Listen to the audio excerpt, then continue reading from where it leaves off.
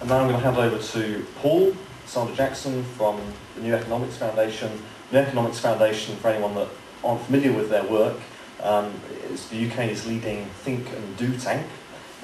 They've established themselves in the past few years as probably being some of the leading thinkers on local economics and high street regeneration. So it's been fantastic having their input throughout the past 6 months. Over to you, Paul. Thanks very much for the chance to talk to you tonight. Very briefly, Andrew came to see us last August first and gave us the first gleanings of the slideshows that he had produced of Brentford High Street, and it was an intriguing story of the development blight and the challenges which face Brentford. And New Economics Foundation advocates of community-led regeneration, putting people at the centre of the economics and the regeneration activities instead of just profits. And also, we've developed tools for helping people to look at their local economies and to take actions based on their understanding of local economies. And the one that's been used in Brentford at a workshop is called Plugging the Leaks. So we were really keen to become partners in this project and to try and play a small part in rising to the challenges which were obvious.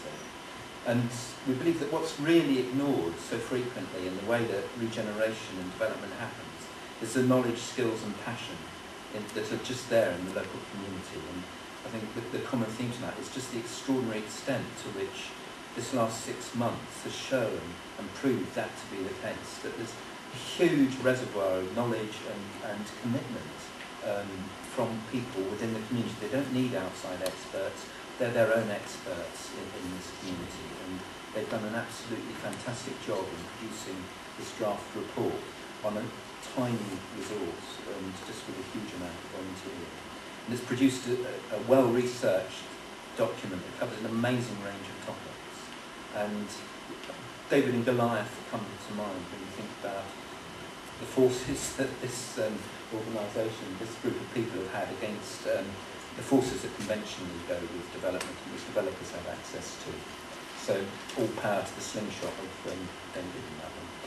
And Andrew mentioned about being pioneers, being a beacon, and in fact there's a new movement just started in England called High Street UK, which is all about people trying to take control again of their high streets and stopping development blight and stopping the making of bland, uniform high streets right across England. And that's been partly based on importing some ideas from a more mature American organisation called Main Street US. And it's fair to say that Brentford is actually right at the cutting edge of that and is a market leader now, as Andrew rightly said, in this work. And as that emerges, I think a lot of people will be sort of tracking down here to look at what's being done here and to find out about it. And finally, just to say that one of the objects was to, by doing this vision and getting this research done, it would put the community on the front foot when they're negotiating with the developers. And I think, and hopefully that will really be the case. But also, in the course of the way that it's been done and the engagement with such a large number of people in the process, it's led to suggestions of activities that can be done regardless of waiting for anybody's permission or regardless of waiting for the development process itself. And that's about some of the things which Tim's just mentioned about using traders locally. It means that there's business-to-business marketing that can go on. It means the possibility of a loyalty card, things like that, and you'll see those in the recommendations. So it's been a great privilege for us to work with the community and with this steering group. And I really look forward to seeing the results, and we'll be hopefully still working with you in the future. Thank you.